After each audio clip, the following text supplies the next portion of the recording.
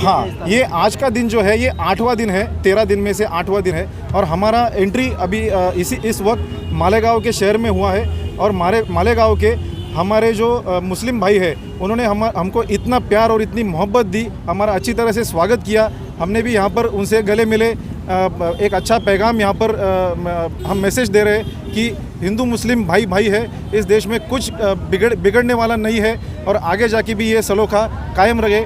हर साल हम 24 अगस्त को इसी टाइम पे यहाँ आएंगे, हमारे मुस्लिम भाइयों से मिलेंगे, गले मिलकर हम राजगढ़ की तरफ निकलेंगे। आगरा से निकल करके राजगढ़ की तरफ जा रही है, मालेगांव होते हुए जा रही है। तो यहाँ पर जमीयत उलमा मालेगांव के ज़िम्मेदारान और लोक सेवा के जितने भी ज़िम्मेदारान हैं वो यहाँ पर उनके इस्तकबाल के लिए मौजूद है। जमीयत उलमा हिंद वो जमात है जिसने इस मुल्क को आज़ाद कराया और मुल्क की आज़ादी के बाद से पूरे मुल्क के अंदर अमन व अमान का पैगाम, प्यार मोहब्बत का पैगाम, जो कि शिवाजी महाराज का भी पैगाम था, वो पूरे मुल्क के अंदर ये जमात फैला रही है। और जमीयत सद्भावना मंच के नाम से पूरे देश के अंदर 28 अगस्त को 1000 के करीब प्रोग्राम करेंगी, जिसमें हिंदू मुस्लिम सिख ईसाई आपस में हैं भाई भाई, इसका पैगाम देंगी। और जब तक इस मुल्क के अंदर सब अमन व सलामती के साथ, प्यार मोहब्बत के साथ नहीं रहेंगे, उस वक्त तक मुल्क को तरक्की नहीं करेगा। और मुल्क बाकी रहेगा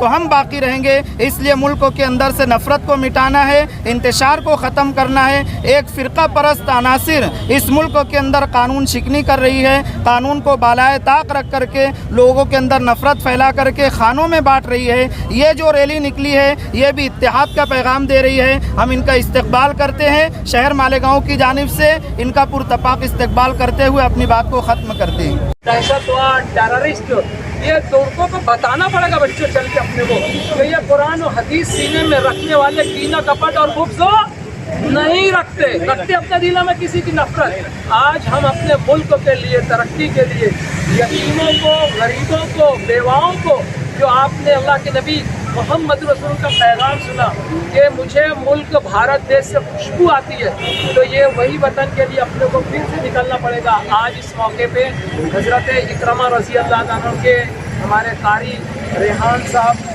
इसी तरीके से जमीयत उलमा हिंद के पूरे और आप सब लोग सत्य मालिक लोक सेवा ग्रुप के लोग, इसलिए आज जब हम सब एक होंगे और रोड पर आएंगे तो इंशाल्लाह जितने फ़िरका परस्त अनासिर ताकतें गलत करने वाले ये सब मुँह खा के पीछे हट जाएंगे।